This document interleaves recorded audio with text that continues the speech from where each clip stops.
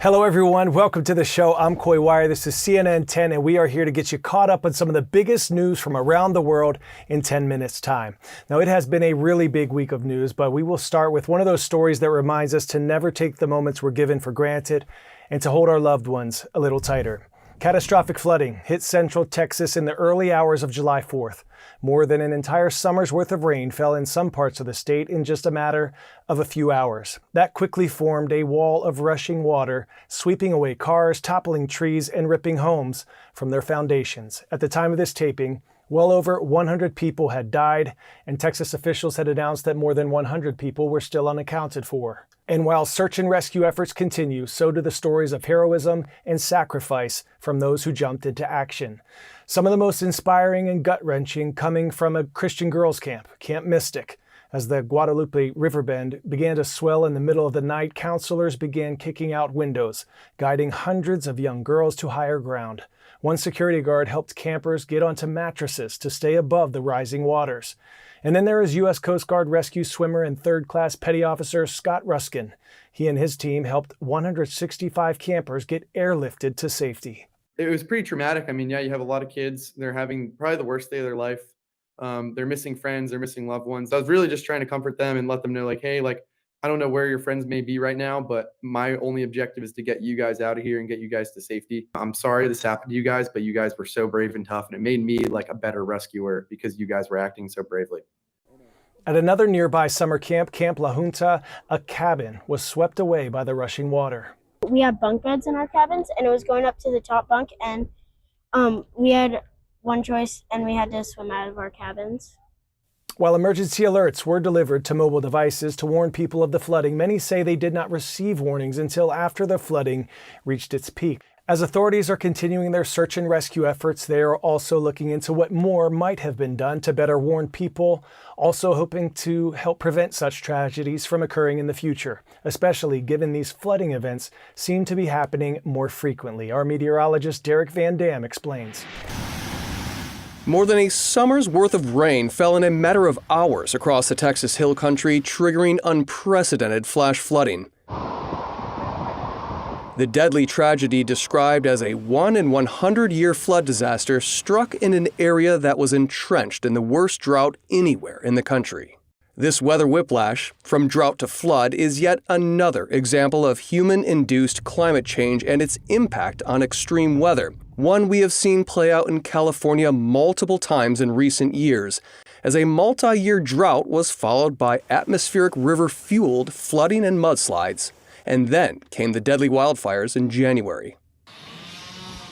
The frequency and intensity of heavy rain events are increasing. Last year alone, a record 91 flash flood emergencies, the rarest, most extreme warning issued less than 1% of the time, came from the National Weather Service. Generational flood events like last year's Hurricane Helene killed over 200 people and produced historic rain in North Carolina. Any more down there? Texans will remember Hurricane Harvey that dropped over 50 inches of rain in the Houston metro and was one of America's costliest weather disasters. It's not just with hurricanes. Residents across Kentucky and Tennessee are still recovering from inland flash flooding over the last couple of years. These events are a product of a warmer atmosphere that's able to hold more water vapor, acting to enhance rainfall rates, turning 100-year events into something every generation has to deal with. And even while the flood threat continues in Texas, parts of the East Coast are reeling from their own flash flooding as the remnants of Tropical Storm Chantel dropped months' worth of rain in the Raleigh-Durham area of North Carolina, also resulting in floods that turned deadly. Every region of the country has noticed a marked increase in heavy rainfall events, something that we will have to adapt and plan to in the future of our warming world. For more information about how you can help Texas flood victims, go to cnn.com/impact or text FLOOD to 707070. Now to some stunning new images of thousands of asteroids and millions of galaxies taken by the largest digital camera ever constructed. It's about the size of a car. The Vera C. Rubin Observatory sits on a mountain in Chile, and scientists have just retrieved its first images. Researchers at Duke University in North Carolina helped design key pieces of the telescope, which can detect the most minute details from dark matter. Inside is a 6,600-pound, 3,200 megapixel camera that crafted this beautiful imagery. Take a look. Millions of galaxies, thousands of previously unknown space objects, all captured by this one groundbreaking observatory. Later this year, the Rubin Observatory will launch its 10-year mission, called the Legacy Survey of Space and Time.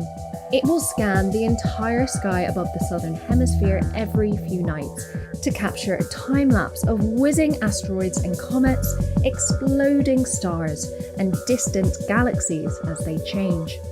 Scientists say the data collected in the new facility's first year alone will surpass all other optical observatories combined.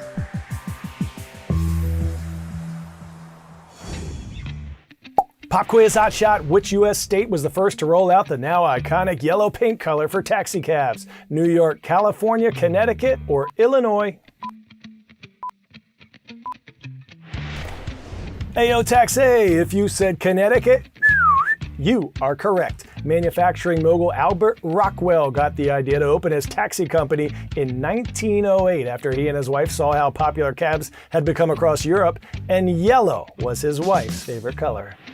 Tesla's self-driving robotaxis are being beta tested on the streets of Austin, Texas right now, so folks are taking them for a spin, including some social media influencers.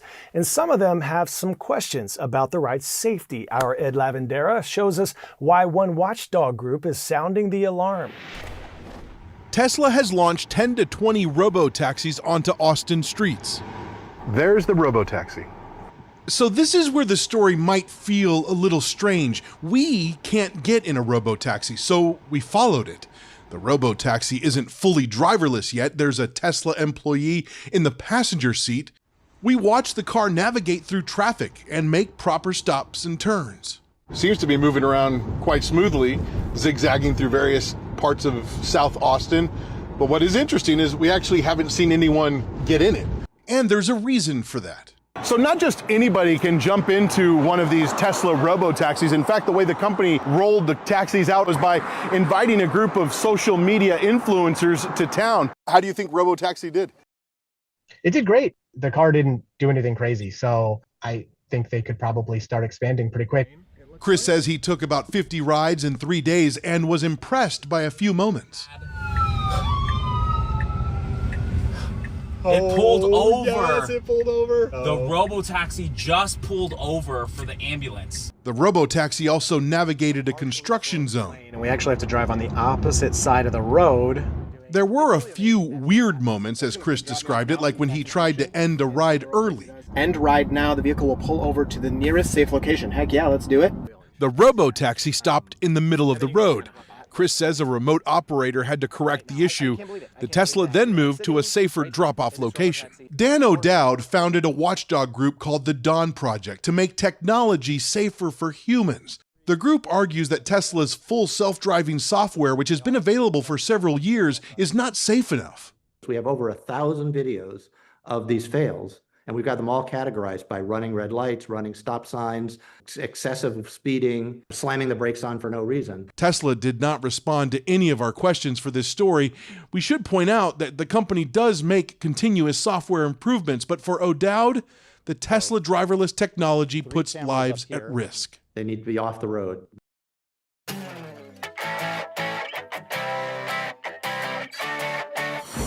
This week's story getting a 10 out of 10, a cruise ship rescue that could have come straight out of Hollywood. A story about courage and quick thinking. Imagine this. You're on a family vacation in the middle of the ocean aboard a Disney cruise ship. Suddenly, a little girl falls overboard. Around 11:15 a.m., the 5-year-old girl accidentally plunged 45 feet overboard through one of the ship's portholes on the 4th level. And while bystanders immediately called for help from the ship's crew, the girl's dad said, I'm not waiting for anybody. So he jumped into the ocean after her. What a dad. Oh my God, that's a dad that needs to have a hero. He's a hero. Despite the choppy water, having to tread water with his daughter in his arms for a whole 20 minutes, Dad indeed is a hero. He kept his daughter safe until the ship's rescue boats were able to navigate down to pull them out. And everyone was like cheering on the ship, and just the amazing quick response of Disney made a big difference. No information has been released about how the girl fell overboard, but the good news is that both daughter and dad were taken safely back to the ship. All right, superstars, we have been working hard to open and document all of your thoughtful, creative, heartfelt, and sometimes silly care packages. This summer, we've gotten some good ones. And Tri-Center Trojans in Iowa, congratulations on winning your state football championship there in high school. Are you trying to tell me something? Long hair, blonde hair, pink hair, no hair, don't care. Play that Friday music nod there. My team and I, we are wigging out over the love you show the show. Today we have shout outs going to Miss Grooms and Mr. Whitehurst, Battlefield Middle School in Fredericksburg, Virginia. Thank you for this incredible, impeccable football helmet signed by 200 students. And this shout out goes to Mr. Mayor in South Fork High School in Kincaid, Illinois. Take a look at this awesome custom CNN 10 jersey, y'all. Go Ponies, and congrats on you winning your championship. You will be seeing some of these on our Wall of Fame in an episode soon to come. Go out and make someone smile today, y'all. You just may be the spark of joy someone needs. Rise up. Have an awesome weekend, everyone. I'm Coy Wire, and we are CNN 10.